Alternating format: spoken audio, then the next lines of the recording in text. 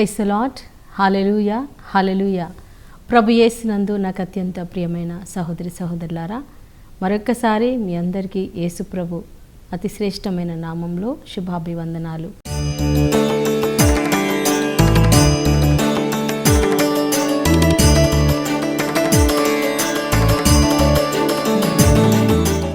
అందరూ ఎలా ఉన్నారు? మరి ఉపవాస ప్రార్థనలో ఎంతో ఆధ్యాత్మికంగా ముందుకు వెళ్తున్నటువంటి ఈ యొక్క దినాలలో ప్రియులారా, దేవుడు మనతో అనేక విధాలుగా మాట్లాడుతూ ఉన్నారు.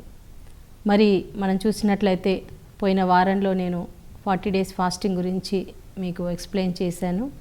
మరి ఈరోజు ప్రియులారా, మరి యేసు ప్రభు ఆయన ఎలా శిలువ మరణాన్ని అనుభవించారు, ఆయన ఎన్నో శ్రమలు అనుభవించి మనకు రక్షణను తీసుకొచ్చారు. యేసుప్రభు ఒక చక్కటి మాట చెప్పారు ప్రియులారా. మనం యోహాను సువార్తలో చూసినట్లయితే 16వ అధ్యాయంలో మరి 20వ వచనంలో ఆయన పరలోకానికి వెళ్ళే ముందు శిష్యులతో అనేకమైన విషయాలు పంచుకుంటారు. సో ఎప్పుడైతే స్వస్థతలు జరిగాయో చాలా సంతోషించారు ప్రజలంతా. మరి అద్భుతాలు చేసినప్పుడు ఎంతో సంతోషించారు. కానీ యేసు ప్రభు శిలువ గురించి, శ్రమల గురించి ఆయన మాట్లాడడం స్టార్ట్ చేసినప్పుడు శిష్యులలో ఒక ఆందోళన, ఒక భయము, దుఃఖము అనేది వచ్చేసింది. వాళ్ళు బాధపడుతున్నారు. అంటే ఎవరికి కూడా దుఃఖం అంటే ఇష్టం లేదు, మరణం అంటే ఇష్టం లేదు, వ్యాధులు అంటే ఇష్టం లేదు. అంటే మనకి కష్టాలంటే ఎవరికి ఇష్టం లేదు. ఎవరు కోరి కష్టాలు తెచ్చుకుంటారండి? ఎవరు కూడా కావాలని కష్టాలు తెచ్చుకోరు. కానీ యేసుప్రభు మరి మనకు రక్షణ ఇవ్వడానికి ఒక కష్టమైన మార్గాన్ని ఆయన ఎన్నుకున్నాడు. అది శిలువ మరణం, శిలువ మార్గం, శ్రమల మార్గం. సో శ్రమల మార్గంలో వెళ్తేనే, ఆ శిలువను ఎక్కితేనే తర్వాత సింహాసనం అనేది ఉంది. శిలువ శ్రమల తర్వాతనే నిత్య జీవం అనేది ఉంది. మరణం తర్వాతనే జీవమునుంది, పునరుద్ధానం ఉంది, మహిమా దేహం ఉంది అని యేసయ్య తన శిష్యులతో ఎక్స్ప్లెయిన్ చేస్తూ ఉన్నాడు. మీరు ఈ లోకంలో చాలా దుఃఖపడతారు, కష్టపడతారు, మీరు చాలా శ్రమల పాలవుతారు. కానీ ఈ లోకం మరి సంతోషిస్తుంది, మీరు దుఃఖిస్తారు. కానీ మీ దుఃఖము సంతోషంగా మారుతుంది. హల్లెలూయా, ప్రైజ్ ది లార్డ్. మనం సిలువ వైపు మాత్రమే శ్రమలనే చూడకూడదు. శ్రమల తరువాత దేవుడు మనకి గొప్ప మహిమనివ్వబోతున్నాడు. ఆ మహిమను పొందుకోవాలి అంటే మనం ఈ శ్రమల ద్వారా మనం వెళ్ళాల్సిందే. ఈ సిలువను మనం మరి ఎదుర్కోవాల్సిందే ప్రియులారా, సిలువను మోయాల్సిందే. యేసుప్రభు అన్నాడు, ఎవరైతే నన్ను వెంబడించాలనుకుంటున్నారో తమ సిలువను ఎత్తుకొని నన్ను వెంబడించాలి. వాళ్ళని వాళ్ళు ఉపేక్షించుకొని, తృణీకరించుకొని, మన యొక్క కష్టాలు అనే సిలువ, మన శ్రమలు, మన బాధలు, మన అవమానాలు ఏవైతే మన జీవితంలో వస్తున్నాయో వాటన్నిటినీ మనం మోసుకుంటూ మనం ముందుకు వెళ్ళాలి. ఆ శ్రమల తర్వాతనే మనకి మహిమ దొరుకుతుంది ప్రియులారా. సిలువ తర్వాతనే మనకి సింహాసనం ఉంది అనే విషయాన్ని మనం జ్ఞాపకం చేసుకోవాలి. ఈరోజు చాలామందికి కష్టాలు, బాధలు వచ్చినప్పుడు దేవుడు నాకు ఎందుకు ఇన్ని శ్రమలు ఇస్తున్నాడు, దేవుడు ఎందుకు నన్ను ఇలా కష్టపెడుతున్నాడు, ఇంకా ఎన్నాళ్ళు ఈ శ్రమలు, ఎన్నాళ్ళు ఈ కష్టాలు అని బాధపడుతూ ఉంటారు. అయితే యేసయ్య మనకు ఒక శుభవార్త చెప్తున్నాడు. ఈ సిలువ తర్వాత, ఈ శ్రమల తర్వాత, ఈ దుఃఖము తర్వాత నీ జీవితంలో ఒక సంతోషం అనేది ఉంది, ఒక ఆనందం అనేది ఉంది. మీ దుఃఖము సంతోషంగా మారుతుంది. హల్లెలూయా. శిష్యులు ఎప్పుడైతే సిలువ గురించి విన్నారో చాలా దుఃఖపడ్డారు. కానీ ఎప్పుడైతే యేసు ప్రభు పునరుద్ధానుడయ్యాడో ఆయనను చూసి ఎంతో సంతోషించారు. అయితే ఆ సంతోషం మనకి దొరకాలి అంటే ప్రియులారా, ఆ సంతోషాన్ని మనం అనుభవించాలి అంటే ఈ శ్రమల దారిలో మనం వెళ్ళాలి. దేవుని కొరకు మనం హింసించబడాలి. యేసు ప్రభు మన కోసం ఎన్నో శ్రమలు చూడండి, ఆయన ఎంతగా మరి నలిగిపోయాడు. యెషయా గ్రంథంలో 53లో మనం చూసినట్లయితే ఆయన మరి ఒక అందరు కోరుకునే వ్యక్తిలాగా లేడు. ఆయన ఒక కురూపిగా మారిపోయాడు, వికృతమైన ఆకారంగా మారిపోయాడు. ఆయన శరీరం అంతా ఒక దున్నబడిన నేలలాగా అయిపోయింది. ఆయన వీపు అంతా కూడా మరి దున్నబడింది. ఆయన ముఖాన ఉమ్మి వేయబడింది. ఆయన తలలో ముళ్ళ కిరీటం పెట్టబడింది. యేసుప్రభు ఈ భూమిని సృష్టించాడు, ఈ సర్వలోకాన్ని, సమస్తాన్ని సృష్టించారు. కానీ ఆయనను ఒక బందిపోటు దొంగలాగా మరి వాళ్ళు పట్టుకోవడం జరిగింది ప్రియులారా. ఎందుకు ఇన్ని శ్రమలు? యేసుప్రభు కూడా మరి గెత్సెమనే తోటలో ఆ శ్రమల పాత్రను ఆయన తీసుకొని తండ్రికి ప్రార్థన చేస్తున్నాడు. తండ్రి, నీ చిత్తమైతే, సాధ్యమైతే ఈ పాత్రను నా నుండి తొలగించు అని తండ్రిని వేడుకున్నాడు. ప్రియులారా, యేసుప్రభు కూడా ఆ శ్రమలు అంటే సిలువ శ్రమలు ఎంతో భయంకరమైనది. ఆ మనందరి యొక్క పాపాలు ఆ పాత్రలోకి వస్తున్నాయి, మనందరి శాపాలు ఆ పాత్రలోకి వస్తున్నాయి. అవన్నీ ఆయన తీసుకున్నప్పుడు తండ్రితో ఎడబాటు వస్తుంది, తండ్రి నుండి ఆయనకి కనెక్షన్ తెగిపోతుంది.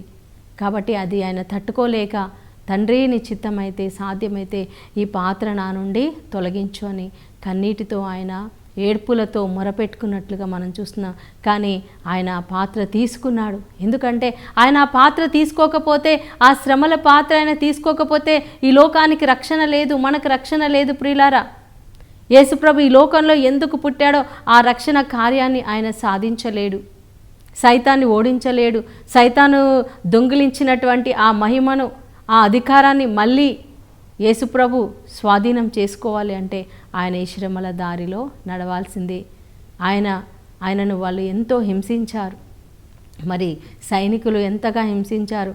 మరి శాస్త్రులు, పరిసయ్యులే, ధర్మశాస్త్రోపదేశకులే ఆయనను తృణీకరించారు. ఆయనను మరి ధర్మశాస్త్రాన్ని వ్యతిరేకిస్తున్నాడు అని, దేవుని దూషిస్తున్నాడు అని, ఒక దేశద్రోహి అని, ఒక దైవద్రోహి అని ఆయన మీద ముద్ర వేశారు. ప్రియమైన సోదరి సోదరా, యేసు ప్రభుకే అన్ని శ్రమలు వచ్చాయి, యేసు ప్రభుకే అన్ని బాధలు వచ్చాయి. ఆయనను ఎంతోమంది చెడుగా మాట్లాడుకున్నారు. జక్కయ్య ఇంటికి వెళ్ళినప్పుడు, ఇదేంటి ఈయన ప్రవక్త కదా, ఈయనకు అన్నీ తెలుసు కదా, ఈయన పాపులతో స్నేహం చేస్తున్నాడు, పాపులతో కలిసి భోజనం చేస్తున్నాడు, పాపుల స్నేహితుడు అని ఆయనకు ఒక బిరుదు ఇచ్చారు. ప్రియమైన సోదరి సోదరా, కానీ యేసు ప్రభు అవి ఏవి పట్టించుకోలేదు. ఒక్క పాపి మారడం ఆయనకు కావాలి. ఒక్క పాపి మారితే పరలోకమంతా సంతోషిస్తుందంట. ఆయన ఈ లోకానికి ఎందుకు వచ్చాడు? ఒక్క పాపి అయినా సరే మారాలి అని ఏ ఒక్కరిని విడిచిపెట్టకుండా ఆయన సమరయ స్త్రీతో మాట్లాడారు. మాట్లాడుతున్నప్పుడు చూసే వాళ్ళందరూ ఎన్నో రకాలుగా అనుకోవచ్చు, ఈ లోకం ఎలా ఉంటుందండి, మరి ఏ అమ్మాయితో మాట్లాడినా, అబ్బాయితో మాట్లాడినా అపార్థం చేసుకునేటువంటి లోకము.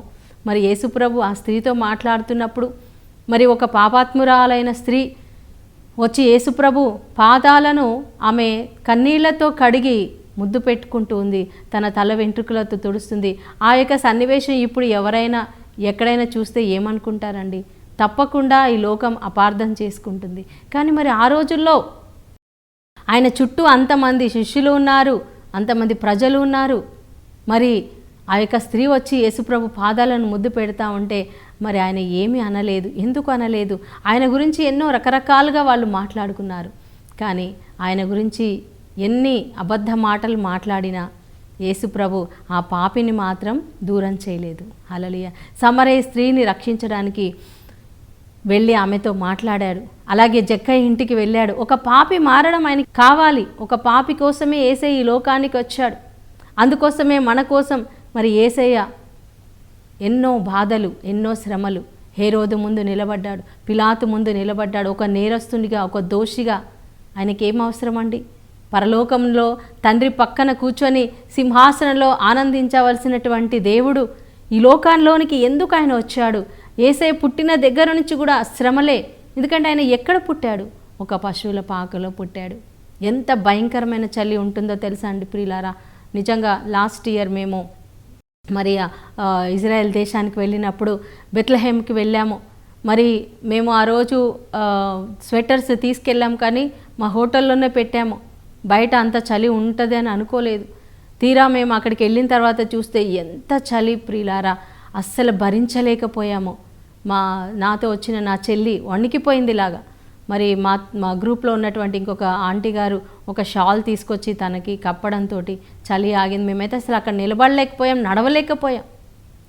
వెంటనే మేము వెహికల్ తీసుకొని మళ్ళీ వేరే ప్లేస్కి వెహికల్ మాట్లాడుకొని వెళ్ళాం ప్రియులారా. అంత చలి అంటే అది నార్మల్ చలి అంట. మరి డిసెంబర్లో, మరి ఆ శీతాకాలంలో మరి ఇంకెంత చలి ఉంటుంది. ఆ చలిలో మరియ తల్లి యోసేపు, మరి చిన్న బాలయేసు ఎంత చలి అనుభవించారు. ఎంత శ్రమ ప్రియులారా.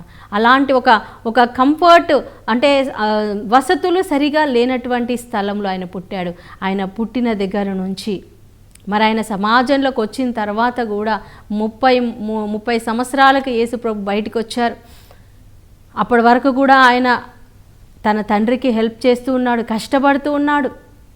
మరి ఆ తర్వాత దేవుని పరిచర్యకు వచ్చారు.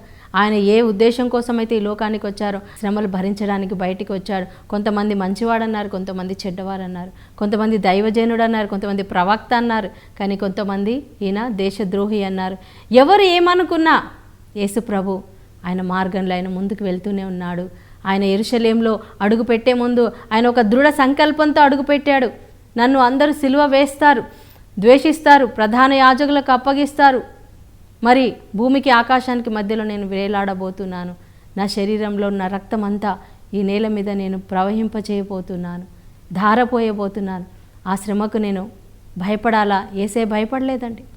హల్లెలూయా. నేను వెళ్తాను, నా ప్రజల కోసం, నా బిడ్డల కోసం నా ప్రాణాన్ని ఇవ్వడానికైనా సిద్ధంగా ఉన్నాను. చూడండి, ఒక తల్లి తన బిడ్డ కళ్ళ ముందు చనిపోతూ ఉంటే, ఒకవేళ ఆ బిడ్డకు రక్తం కావాలంటే, ఆ బిడ్డకు కిడ్నీలు కావాలి అంటే, ఒకవేళ హార్ట్ మరి గుండె మార్పిడి చేయాలంటే కూడా ఆ తల్లి ఏం చేస్తుందండి? ఆ తండ్రి ఏం చేస్తాడు? నా యొక్క రక్తం తీసుకోండి, నా కిడ్నీ తీసుకోండి, నా గుండెను పెట్టండి. అలా ఎన్ని ఆపరేషన్స్ మనం చూడలేదు ప్రియులారా. తల్లి ప్రేమ అంత త్యాగపూరితమైనది. మరి మన కోసం ఒక తల్లి అలా చేస్తే, ఒక తండ్రి అలా చేసినప్పుడు మనల్ని సృష్టించిన దేవుడు ఆయన మనల్ని రక్షించడానికి తన ప్రాణాన్ని ఇవ్వకుండా ఉంటాడా? మన కోసం ఆయన ప్రాణం పెట్టడానికి కూడా సిద్ధమయ్యాడు.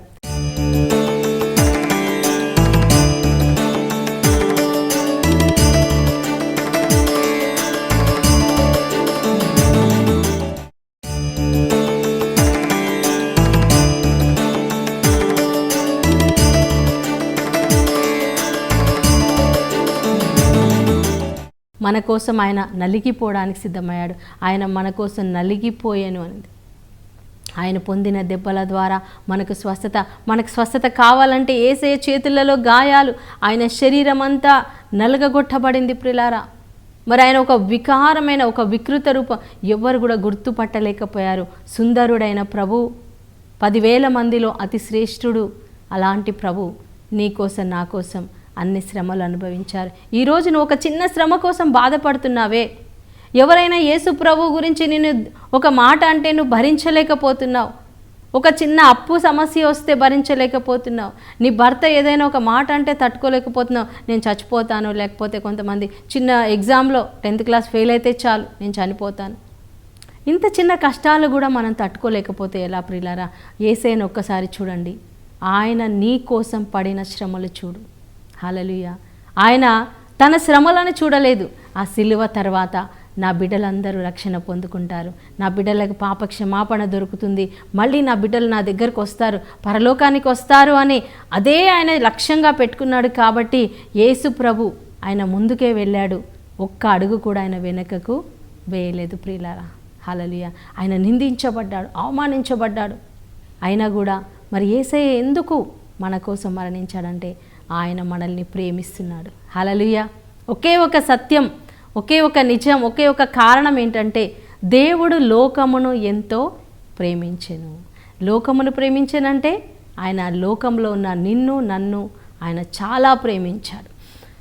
ఎంత ప్రేమించాడంటే నీ తల్లి కూడా నిన్ను అంత ప్రేమించలేదు, నీ తండ్రి కూడా అంత నిన్ను ప్రేమించలేదు. చాలాసార్లు మన తల్లిదండ్రులు మనకు దూరం అయితే మనం చాలా బాధపడుతూ ఉంటాం.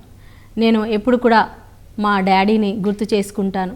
ఎందుకంటే మాకొక చిన్న తమ్ముడు ఉన్నాడు. సో ఆ తమ్ముడిని చాలా ప్రేమిస్తాడు డాడీ, మమ్మీ కానీ డాడీ కానీ, ఎక్కువ డాడీ. నేను ఆ ప్రేమను చూసి అనుకుంటాను, మరి డాడీయే ఇంత ప్రేమిస్తే దేవుడు ఎంత ప్రేమిస్తాడు. ఎందుకంటే ఎన్ని తప్పులు చేసినా క్షమిస్తూ పోనీలే, మారుతాడు నేర్చుకుంటాడు అని మరి ఎంతో ఓపికతో ఎంతో సహనముతో నేను అనుకుంటాను, ఇంత సహనం ఎలా వస్తుంది, ఇంత ఓపిక ఎట్లా వస్తుంది. కొన్నిసార్లు నేను అసలు కొన్ని విషయాలు తట్టుకోలేను. కానీ ఒక తండ్రిగా ఒక తల్లిగా మరి నా తల్లిదండ్రులు ఎంతో తట్టుకున్నారు ప్రియులారా. అప్పుడు నేను అనుకుంటాను, నిజంగా దేవా నీ ప్రేమ చాలా గొప్పది. ఒక తల్లిదండ్రులే ఇంత ప్రేమిస్తే నువ్వెంత ప్రేమిస్తావు, నువ్వెంత క్షమిస్తావు.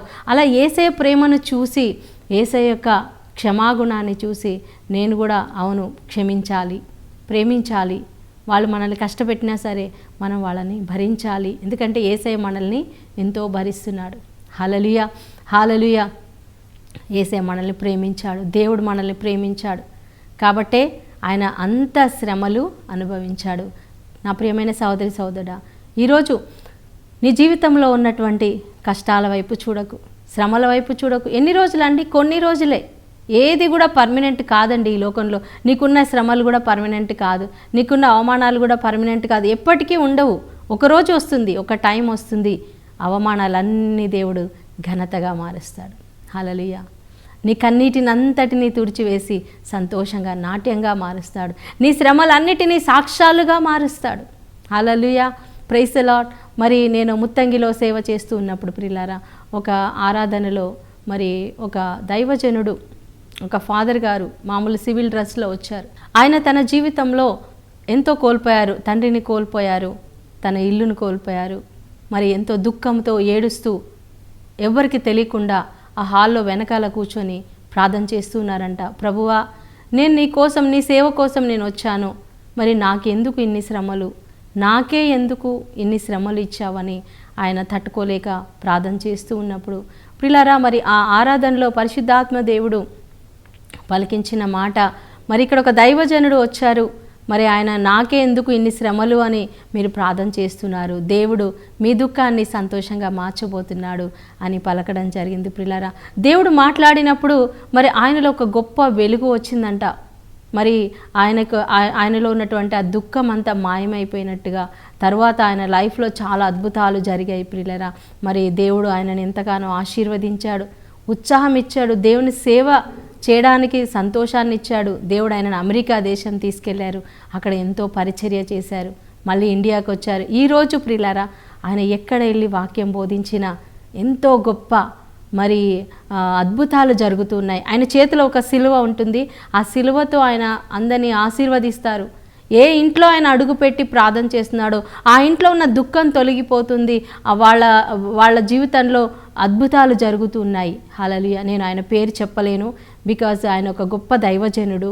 సో ఆయన మరి ఒకరోజు నేను కరుణాపురంలో ఖమ్మం కరుణగిరి శ్రేణికి వెళ్ళినప్పుడు చాలా సంవత్సరాల తర్వాత ఆయన నన్ను చూశారు, పరిగెత్తుకుంటూ వచ్చారు. అమ్మ సౌజన్య నువ్వే కదా అని మాట్లాడి ఆయన సాక్ష్యాన్ని నాకు చెప్పినప్పుడు ప్రియులారా, నేను నిజంగా చాలా సంతోషించాను. మన దేవుడు మాట్లాడే దేవుడు, మన దేవుడు మన దుఃఖాన్ని సంతోషంగా మార్చే దేవుడు. ఆ రోజు ఆ ఫాదర్ గారు అసలు నేను మరి గురువు అయ్యాను, నా జీవితంలో ఎందుకు ప్రభా ఇన్ని శ్రమలు అని ఆయన బాధపడ్డారు. కానీ దేవుడు ఆయనను వదిలిపెట్టారా? వదిలిపెట్టలేదు. ఈరోజు ఆయన ఎంతోమంది బాధలకి, ఎంతోమంది కష్టాల్లో ఉన్న వాళ్ళకి ఒక ఓదార్పుగా మారారు. ఆయన ప్రార్థన చేస్తే మిరకల్స్ అవుతున్నాయి, అద్భుతాలు జరుగుతున్నాయి. ప్రియమైన సోదరి సోదరుడా, నా జీవితంలో నేను కూడా చాలా శ్రమలు అనుభవించానండి. మరి నేను చిన్న వయసులోనే సేవకు సమర్పించుకున్నాను. నా 10th క్లాస్ అయిపోయిన తర్వాత మరి ఇంటర్ చదివిన తర్వాత నాకు దేవుని సేవ చేయాలని ఒక ప్రేరేపణ నాలో కలిగింది. పరిశుద్ధాత్మ దేవుడు నన్ను అభిషేకించడము, కానీ మరి ఎలా చేయాలి సేవ నాకైతే అసలు ఏమీ తెలియదు. కానీ ఒక ఆశ, దేవుని సేవ చేయాలనే ఆశలో నేను ముందుకెళ్తున్నప్పుడు నాకు ఎక్కడికి వెళ్ళినా రిజెక్షన్.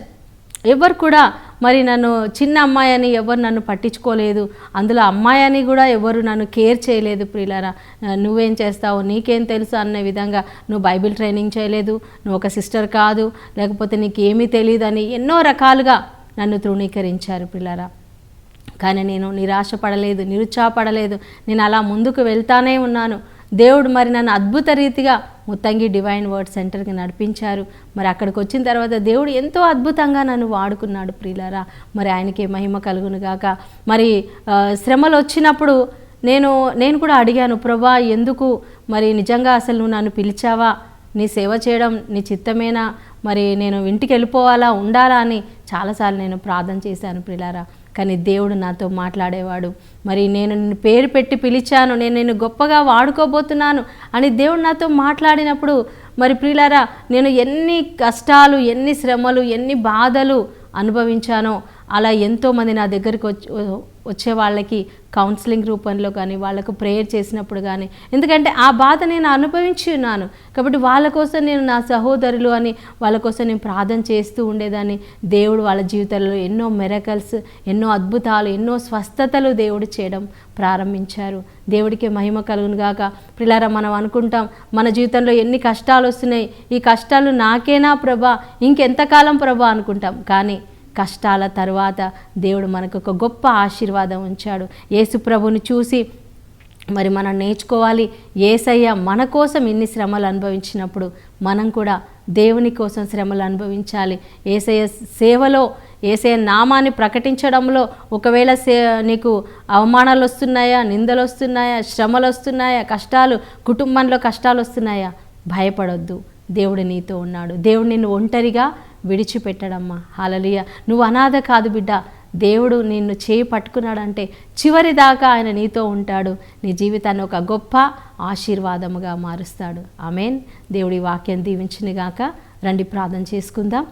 స్తోత్రం నాయన, మహాగణుడా, పరిశుద్ధుడా, మా ప్రియ పరలోక తండ్రి, మీ పరిశుద్ధ నామమునకు మహిమ కలుగునుగాక. ప్రభువా, అవును తండ్రి, మేము చాలాసార్లు శ్రమలను చూసి భయపడుతూ ఉంటాం, సిలువను చూసి భయపడుతూ ఉంటాం ప్రభా. కానీ నీవు నాయన ఆ సిలువ మరణాన్ని ఎంతో ప్రేమతో సంతోషంగా స్వీకరించి ఆయా మానవాళ్ళందరినీ రక్షించావు నాయన. నశించిపోయే ప్రతి బిడ్డ కోసం నాయన నీ ప్రాణాన్ని త్యాగం చేశావు, నీ రక్తాన్ని ధారపోసావు నాయన. మా కోసం ఎన్నో అవమానాలు, ఎన్నో నిందలు, ఎన్నో ప్రభాను అనుభవించావు నాయన. అయ్యా, ఈరోజు మేము నీ కోసం నాయన మేము ఏ శ్రమ కూడా తీసుకోవట్లేదు నాయన ప్రభా. కష్టాలను చూసి భయపడుతూ ఉన్నాం నాయన. కానీ ఈరోజు మీరు మాతో మాట్లాడినందుకు స్తోత్రాలు నాయన. మాకొచ్చే ప్రతి కష్టాన్ని నైనా అయా మేము ఒక సంతోషంగా చూసే కృపను మాకు దయచేయండి. ఆ కష్టాలను ఎదుర్కొనే శక్తిని మాకు దయచేయండి నైనా. ఆ సిలువ తర్వాత, శ్రమల తర్వాత అయా వచ్చే బహుమానాన్ని, వచ్చే సంతోషాన్ని నైనా మేము ఆనందించే కృపను దయచేయండి నైనా. అవును ప్రభా, ఒకరోజు మా జీవితంలో ఉన్న ప్రతి అవమానాన్ని నువ్వు ఘనతగా మారుస్తావు తండ్రి. మరి ఈరోజు ఎంతమంది బిడ్డలైతే ప్రభా శ్రమల్లో ఉన్నారో వాళ్ళకి సహాయం చేయండి, శక్తిని అండి, బలాన్ని ఇవ్వండి నైనా. ఆయా వ్యాధులతో ఉన్న బిడ్డలను ప్రభా నీవు పొందిన దెబ్బల ద్వారా బిడ్డలకు స్వస్థత కలుగునుగాక, విడుదల కలుగునుగాక. నజరేయుడైన యేసు నామములో తండ్రి ఇప్పుడే నైనా స్వస్థత ప్రకటిస్తున్నాను. వారి దుఃఖం సంతోషంగా మారునుగాకనైనా, వారి శ్రమల సాక్ష్యాలుగా మారునుగాక తండ్రి. యేసు నామములో ప్రభా ప్రతి ఒక్క నిరుద్యోగము తొలగిపోనుగాక, అప్పులు తొలగిపోనుగాక. యేసు నామములో అయా సంతానం లేని బిడ్డలునైనా దుఃఖముతో ఉన్నారు తండ్రి ఎంతోమంది ప్రభా. వారి గర్భాన్ని తెరవండి, వారికి గర్భఫలము దయచేయండి నైనా. శకరబర హల్లెలూయా. పరిశుద్ధాత్మదేవ అభిషేకించునైనా. వివాహం కాని బిడ్డలకు నేను వివాహాలు జరిగించండి. భార్య భర్తల మధ్యలో శాంతి సమాధానం దయచేయండి. కుటుంబంలో శ్రమలు అవమానాలతో ఉన్న బిడ్డలకు సాయం చేయండి. ముఖ్యంగా నీ సేవలో ఎన్నో శ్రమలు, ఎన్నో అవమానాలు, ఎన్నో కష్టాలు వస్తున్నాయి ప్రభా.